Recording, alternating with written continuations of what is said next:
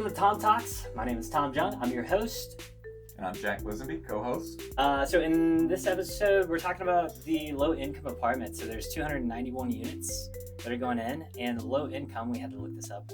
What would that actually be? Because rental prices have gone up tremendously over the last few years. Right. So low income in DFW is classified for a single individual is classified as $45,300 gross income and below. That number obviously goes up as you have more people living in the household, and that's the absolute cap, like the high end of low income.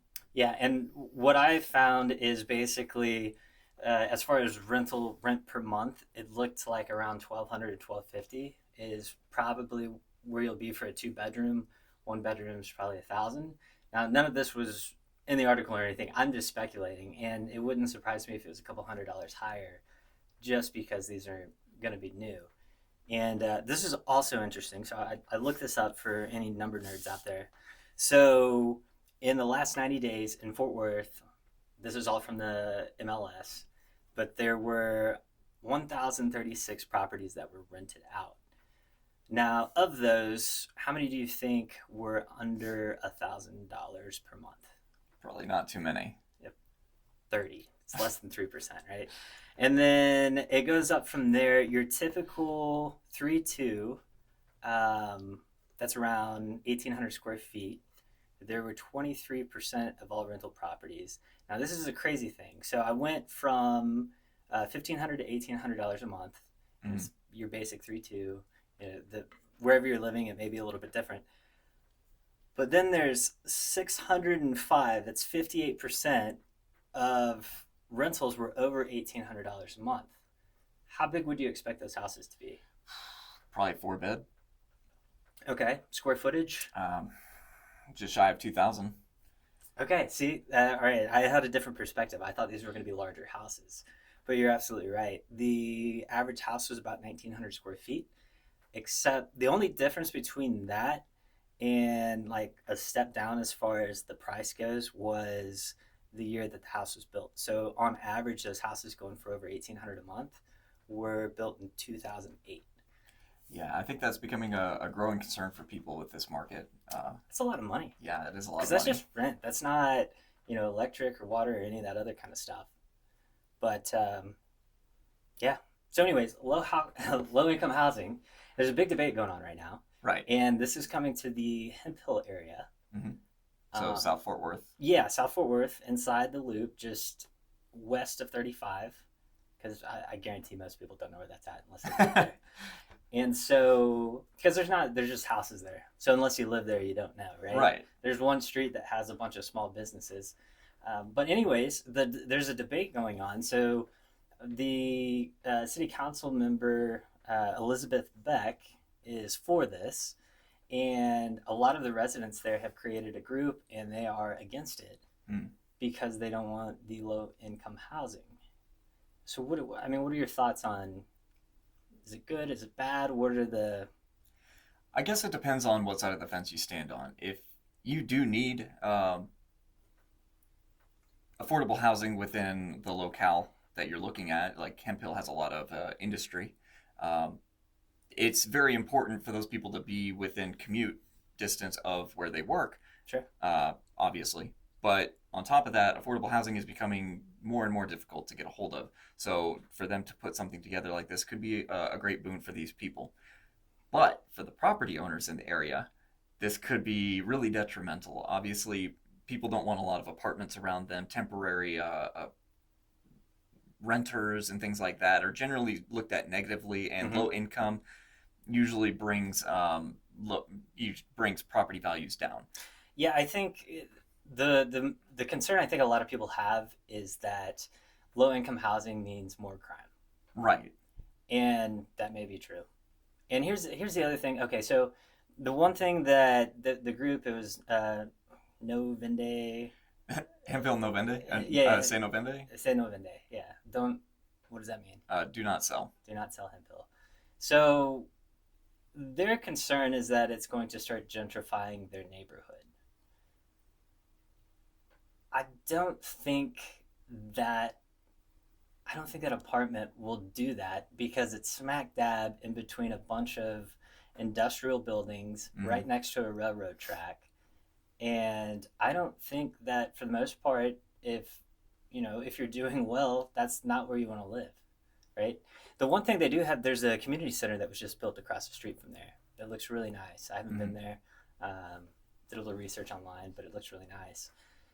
But yeah, it's an interesting thing, and I think they're voting on it today whether it's going to be a thing or not. Yeah, I can appreciate that though, because the history of the area, they may feel like it's marred or tainted by newer buildings, Mm-hmm. different architectural styles. If you go to like the north side area, you'll see some houses that are coming in that are very new compared to what's around them, and they kind of stick out. Yeah, So I can appreciate wanting to keep it a certain way or feel. so can I. And I honestly don't get the apartment thing. Like, if anything, that should be some other industrial building or Right. something. I don't know.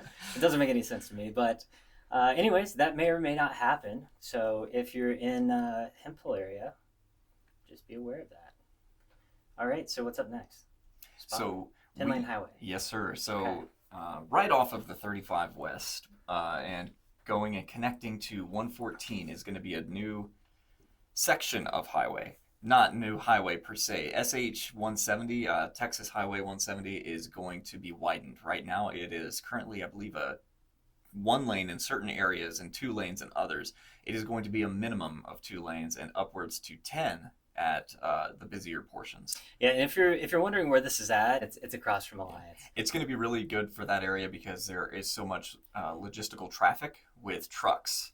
Yes. So to give those guys as much berth as they can and allow you to get around them a lot quicker. So I didn't know this, but Alliance is like one of the biggest commercial hubs as far as airports go. Mm-hmm. And so all around this, and I drove through there last week, all around this are just huge warehouses. And then there's a huge train yard. So all day long, there's just stuff coming off the train yard and the airplanes, and they all go to these sorting facilities. Mm-hmm. And then from there, the semis come, they pick up whatever, and they drive to your Walmart, your Kohl's, or your department stores, whatever it is. And so that, I think, is the major driving factor for widening this highways, because there is so much traffic and they're expecting so much more shipping and all that kind of stuff that they Right. don't want to slow down the shipping lanes. Yeah, and 35 in that area, I think, is two lanes in some spots. Yeah. So It's awful. that's tragic. Tragic. Yeah. I think they just got done working on it and they started working on it again. So yeah, that's coming. I think it's supposed to be done in 2023. Hmm. So it'll probably be done by 2025. Who knows? And then yeah, not Spock. Spock's friend. Captain Kirk. Captain Kirk. Yes, sir. Okay. So William Shatner, for those of you who don't know, that is Captain Kirk from the original Star Trek. He is going to be going to space again. Again. This time it will be on the USS Enterprise, but Amazon's version. They've been bought out. Blue Origin is going to be launching their rocket on Wednesday the 13th. For those of you watching or listening, it's going to be yesterday for you. But they're going to be on a suborbital trajectory, and what that means is if you're looking at a plane, it's like an arc. It's not going all the way around the Earth. It's just coming up and coming back down, like if you threw a ball up in the sky. It's just like touching the tip of space. Right. It's just going up just far enough Little to be space like five. we're in space, and Yeah. then they come back down. So ticket to get on this this plane shuttle? They're exclusive, $250,000 per ticket, because there were a couple other passengers that are going to be on there as well. Private passengers, I forget their names, but fairly notable individuals that paid top dollar to be on this flight. Gotcha. And how old is Captain Kirk? He is going to be the oldest man to go into space at 90 years old. Dang, that's crazy. Well, hopefully that goes well. All right, and then the grandpa romance scam. What's the story there? So, from what I read, this is a scam directed at old people, as a lot of them are, unfortunately. But this one plays on their heartstrings. Okay. So, everything from Match, Christian Mingle, Plenty of Fish, these dating sites and apps were used as a way to target elderly people into scamming them out of money. So 35 individuals in North Texas were targeting over 100 elderly individuals across the country. And they would get in there, they'd, pretend they love them, gather all this affection from them, and then scam them slowly out of money. And in total, I think they got $17 million between all Jeez. 100 of them. That's crazy. That is a lot of money. That is insane. So yeah, look out for your single grandma and grandpas because I guarantee they're not the only ones doing it. They just recently got caught here out of Fort Worth or Dallas Fort Worth area. I don't know exactly where. But I mean, imagine being on somewhere like Christian Mingle and then you drop a couple $100,000 on some guy online you never met. I mean, yeah. Who doesn't do that? Just got a spare $100,000 laying around. Here you go. All right, and then so if you listened to our podcast last week, we talked a little bit about how the Fed affects the housing market and how they're going to taper back buying the bonds that are backed by mortgages. Mm-hmm. And so this is going to increase the rate at which the interest rate that banks are going to lend and everything else. So we're expecting that this is going to cause some kind of slowdown. It might cause a dip. I don't think it'll be a crash, not here in Texas anyways. Right. And so it raises an interesting question. Do you sell your house before the dip or do you ride it out? And so I spent way too long putting a spreadsheet together. And we'll just go over some data real quick because it didn't end up quite like I thought it would, but it's fairly interesting. So I ran numbers on basically two segments. One is your start or entry level home. I say that this is crazy. I'm entry level home at $300,000, right? It seems odd. It's a big number. Yeah, I mean, okay, so it's your 3.2, about 2,000 square feet, and we're assuming that the house is worth $300,000. We're also assuming that you've lived there at least 4 years or so. So you bought the house, went through this period of great appreciation, and the question is, do you capture that now, or do you ride out the storm? So I won't bore you with all the details, but basically, if the market dips 10% and you sell your house, you say, hey, I see this is coming, I sell my house, it dips over the next year, Mm-hmm. and you're renting, and then at the end of that year, you go buy or whatever, you will actually roughly break even whether you have a $300,000 house or a $500,000 house, which is kind of crazy to me because if you sell it, you've got closing costs, you're giving up all the principal that you're paying down, Mm-hmm. so you're giving up equity in your house, and you're actually going to pay more to rent the same property. So all that being said, for most people, it's wash. We'll get into some details and why you might want to reach out to us if you're really considering something like this. But right now, if you do it for 2 years, so let's say that you sell now, it takes longer for the market to dip than you thought it would, and then it dips or whatever, and so you rented for 2 years. At 2 years with only a 10% decline in house prices, you are negative. So on a $300,000 house, you're down about 13 grand. On a $500,000, you're down about 30, which is crazy. I didn't think it'd be that big. Right. That's a lot. Yeah, you actually, and we'll talk about this here at the end, but there's when people think about renting versus buying, there's so many other factors that go into the money that a lot of people don't think about. And so if you're one of those people that are renting, it may not be a bad idea to buy a house even in this market. So it's just something we'd have to look at. Now here's where it gets interesting. If the market drops 20%, so all of a sudden, because this past year houses went up about 20%, like it was ridiculous. And so let's say that all of that appreciation that happened over the last year is just gone.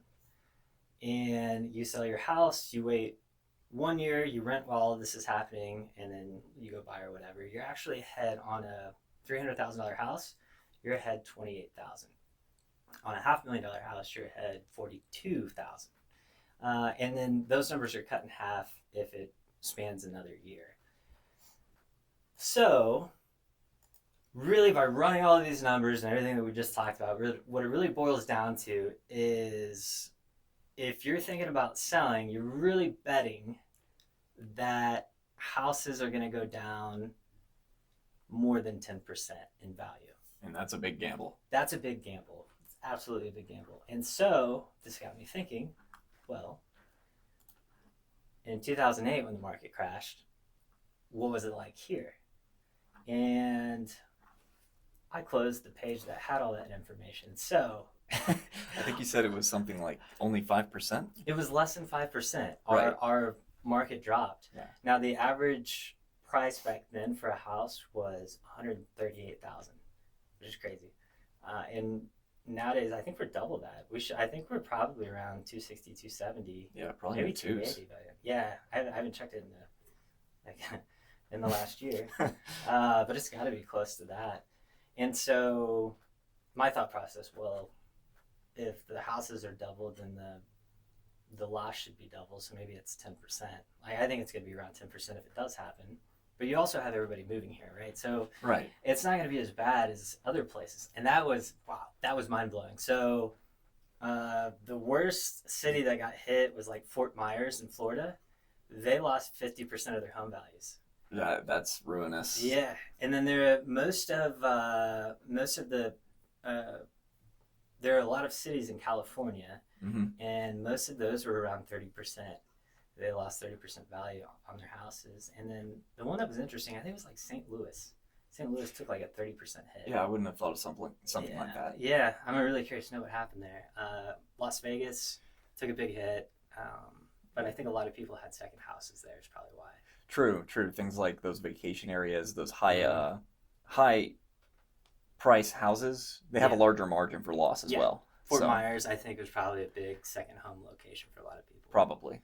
So, anyways, I don't think it's going to be that bad here. And so, at the end of the day, unless you think that there's going to be a huge dip, or, the other thing that would probably make sense is if you were thinking about moving anyways, like if you don't think that you're going to be in that same house for the next 2 or 3 years, then maybe it makes sense. So you got all your cash, in the bank instead of trapped in a house, and you can make some moves. But and there are a lot of other variables that go into it as well. There are, and that's why I was about to touch on that. So basically, dollar for dollar, if you're renting versus owning, you're going to spend about $2,400 more a year. Now, my numbers were different because let's say that you have a $300,000 house.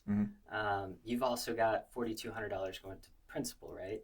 And then you also have a tax benefit. A lot of people don't think about this, but let's say that you pay $7,000 a year in interest. So you have interest and principal that goes towards your mortgage. Well, that's a write-off that you can use on your taxes, which if you're at a 20% bracket, I mean, you're looking at $1,500. So it's money saved. Yeah. And it's the numbers are bigger if you're looking at a $500,000 house. But yeah, there's a lot of factors here. How long you've owned your house, the longer you own it, the more principal you're paying down. What your interest rate is. I was basing all this off of 3.5% interest. There's a lot of factors. So I guess the moral of the story, if you're thinking about this, if this is a concern for you, and you want us to take a look at your actual position, should you sell, should you not, you can go to our website, tomstexasrealty.com, hit the contact button. Love to hear from you. So that's all we got. Anything else? No. All right. Thanks for tuning in.